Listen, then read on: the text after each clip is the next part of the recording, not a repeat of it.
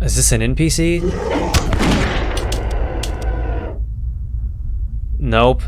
So this is going to be a little bit different from my previous videos, because recently I bought Chasm because I thought I might be able to do a video on it, but then it turned out to be so tedious and boring that there's no way that I could possibly sit down and write about it. So this video is actually going to be about two kind of similar games rather than me just going into detail about one. Okay, so imagine this. You're scrolling through Steam and you find this game.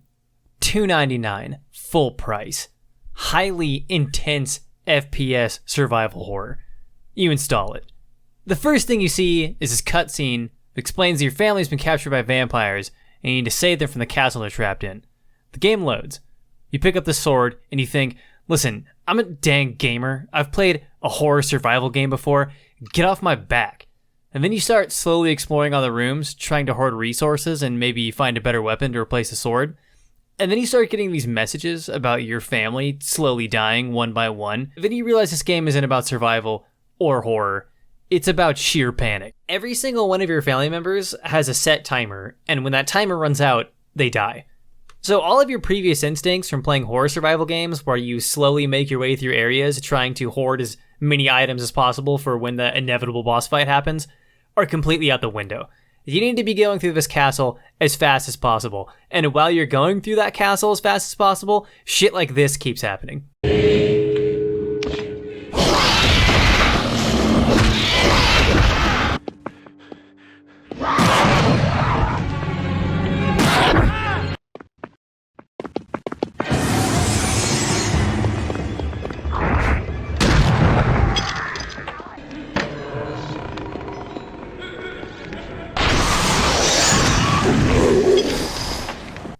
The first thing I really want to get into that Nosferatu does well is pacing. This game is a masterclass in how to pace a video game.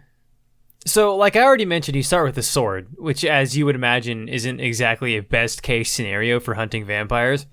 You also start off with this cross, which can be used defensively somewhat, but otherwise isn't very useful except for one specific enemy type that can only be killed by the cross. Then the game immediately starts throwing ammunition at you for weapons that you don't have yet, so right off the bat you'll be finding revolver ammunition, musket balls, and sometimes even machine gun ammo. And now you have an expectation set up that there's going to be some seriously meaningful progression in terms of weapons, and you get excited to find new items in the castle. Not only does this offer some good foreshadowing for the kind of items that you'll be expecting to find, it gets you excited to explore, which is good because you're going to get lost in this castle a lot, and if the exploration was bad, this game would be garbage. The first new weapon you get is a Flintlock Pistol, and let me tell you, it's probably the most satisfying weapon in any game ever.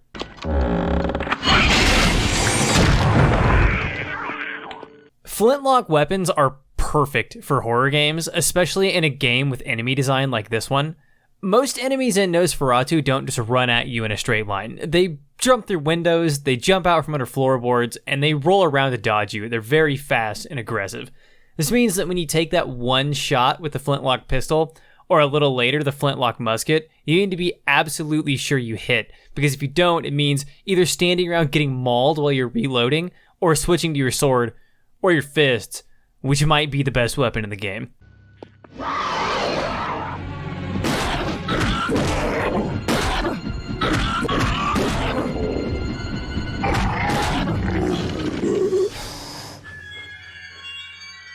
The tension that these flintlock weapons build is incredible. In a horror game, it's very difficult to give the player meaningful weapons and still maintain any preface of the player being scared.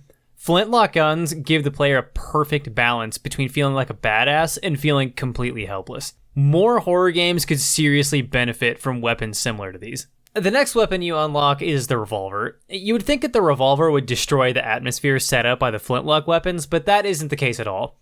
First of all, you'll notice that it only has 5 shots instead of the traditional 6 that you usually see in video games.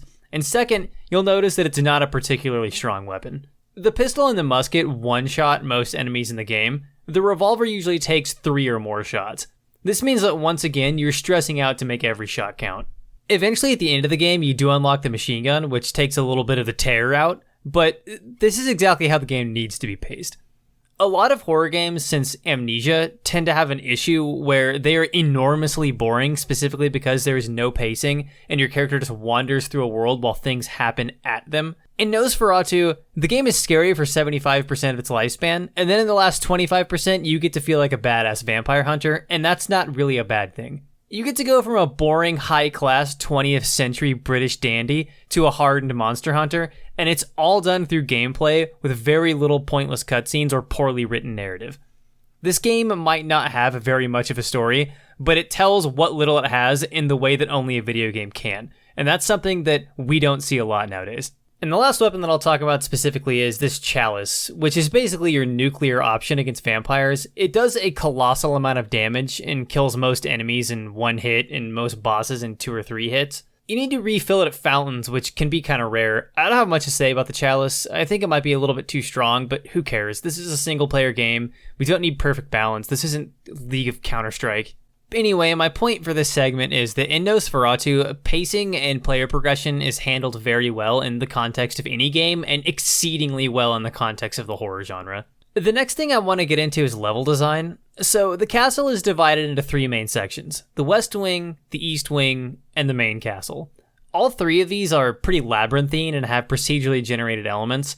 Some of the items on the ground and in the chests seem to change playthrough to playthrough, and some of the rooms seem to switch places, and your family will spawn in different areas. But the procedural generation isn't nearly as heavy-handed as we see in modern games, so the level design still feels largely handmade, which is good. The real selling point of the castle is the general atmosphere that it provides. The lack of lighting and the heavy ambience really make you feel scared to walk down the next dark hallway or open the next door.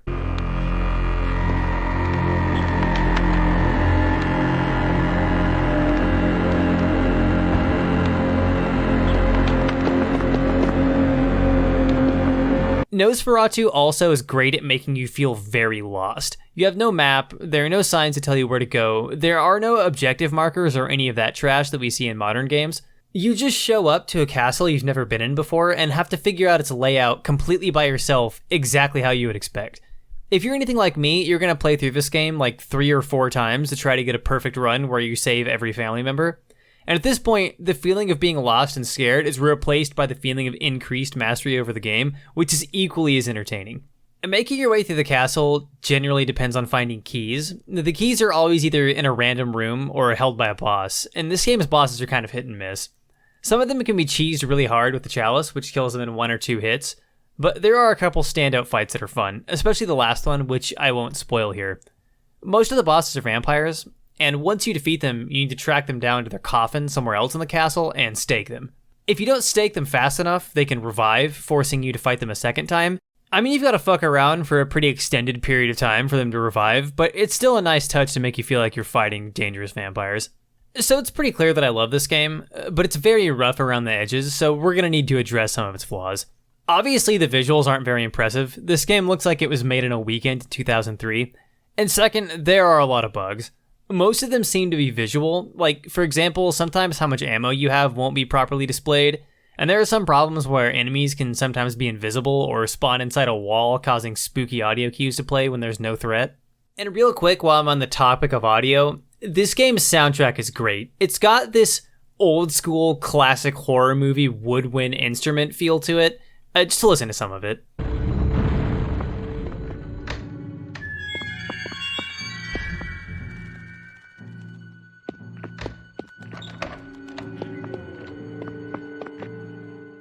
The biggest blow dealt to Nosferatu is probably from the NPC AI, though. Half of this game is an escort mission, and your family doesn't exactly have the best AI, although their voice acting is of the highest quality.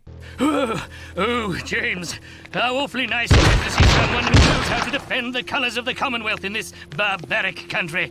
This game's cutscenes are also very rough and borderline indecipherable at times. This will probably bother some people, but I thought these surreal cutscenes added a lot to the game's charm. All in all, Nosferatu, The Wrath of Malachai is an awesome experience, and it's the same price as like a can of Pringles, so just fucking buy it. The second game I want to talk about today is a little bit more well-known because a few prominent YouTubers have covered it. It's called Witch Hunt. First, let's talk a little bit about how Witch Hunt was made. It appears that Witch Hunt is an asset flip developed in the free version of the Unity engine by one guy. I could be wrong about this, but based on what I've seen, that seems to be the case. For those of you who don't know what an asset flip is, it's an industry term that refers to using leftover assets that might be used on other projects or unused, and then using those to make a new game to save time or money. It's generally a derogatory term used to shame lazy devs, but in the Unity engine and a couple of other game engines that have asset stores, it refers to something a little different. So like I said, Unity has this asset store. Artists and programmers can make video game assets and then sell them for fairly cheap for people to use in their Unity games. This means that if you're just a hobbyist or a solo indie dev and you've got a little bit of extra cash, you can buy some professional assets and just mess around with game design or make a game if you want. And that's what Witch Hunt is. Like I said before, typically this is sort of viewed as a cynical cash grab, but if these tools are put in the hands of someone who understands game design, then they can be used very effectively to make something great. And Witch Hunt is a perfect example of just that. Let me clarify that I'm not some kind of expert research scholar, and I'm not confirming any of this to be true, it just appears to be the case. I looked around the asset store for a while and read this really long Steam thread accusing the developer of Witch Hunt of stealing a musket animation from a 10-year-old Half-Life 2 mod, so who fucking knows? The point is, it's pretty clear that these assets were more than likely purchased at some point. It could have been from the asset store, it could have been a commission, but it's doubtful if this guy made any of these assets for the game. And with that, let's get into the actual game itself. Witch Hunt has the absolute bare minimum of tutorials or explanations on what to do, but to compensate for this, the developer is very good at illustrating certain things through design choices.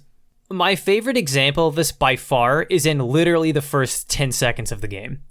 So you start playing, and you load into this town with no instructions on what to do, but you immediately notice approaching the town, the whole area is very dark, except for a few sparse, very intentional lights. These lights immediately show you in the first few seconds of the game, this is where you need to go to learn shit. And it does it with completely natural looking environmental cues. This guy knows his shit. The actual gameplay of Witch Hunt is pretty simple. You have this town, which acts as your hub, where you can buy items or skills from the shop and visit the church to be healed. Your goal is to go out into this massive open world forest and hunt monsters. There are small enemy types that will constantly harass you, like wild dogs and zombies, but the main goal is hunting down one of a few different bosses. Much like Nosferatu, you'll be doing this with flintlock weapons. I can't praise this design choice enough. Take everything I said about this exact same thing in Nosferatu and multiply it by 20. You don't know true fear until you whiff a musket ball on a zombie sprinting at you in the middle of the night.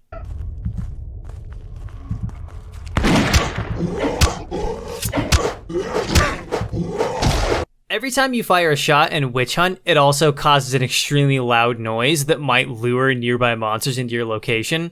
So not only does missing a shot force you to worry about the thing that's about to maul you, but you also start to look around in every direction, panicking, trying to figure out where the next monster is going to come from before it gets to you. Witch Hunt really revolves around two things: patience and exploration. As you explore, you'll find new items, fast travel points, and all sorts of things to help you gain abilities you need to complete your hunts. And Witch Hunt also provides a ton of Easter eggs and secrets for you to find. I don't want to spoil too many of them here, but one example I'll use is you can shoot down this giant flying bat, and it drops a skill book. Nothing in the game tells you to do this, you just take a chance on shooting it, and it works. The game is full of moments like that.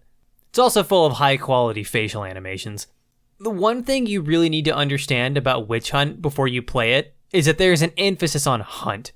This game is about tracking and killing monsters. Sometimes it can take you literally hours to track down a monster long enough to get a single shot on it. You're really going to feel like a hunter in a wilderness playing this game, and if you aren't the kind of person that enjoys the waiting game, you probably won't enjoy Witch Hunt. Really, I want to keep my commentary on this game to sort of a minimum because it's a great experience, and if you want an extremely atmospheric horror game about being scared in the woods at night, play Witch Hunt.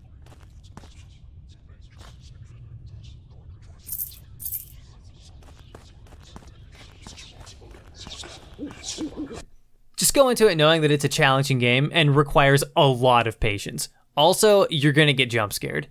Witch Hunt is a good game, but the real reason I wanted to talk about it in this video is for some meta reasons. Witch Hunt proves that if you're just one indie dev with some good ideas and a good understanding of game design, you already have the tools to make a good game. Download Unity, maybe download Blender, toss some extra cash into the asset store, and just start making shit. It's not nearly as hard as you think, I promise. I'm sorry if this video runs a little bit short. I had to go with a backup plan due to Chasm being such a flop. I'll try to find a game that justifies a much longer video next time. I also wanted to take this time to give a thank you to all the new subscribers trickling in. Every time I see a new sub notification, I'm renewed with a motivation to keep making stuff. So thanks for sticking around, and I'll see you in the next video.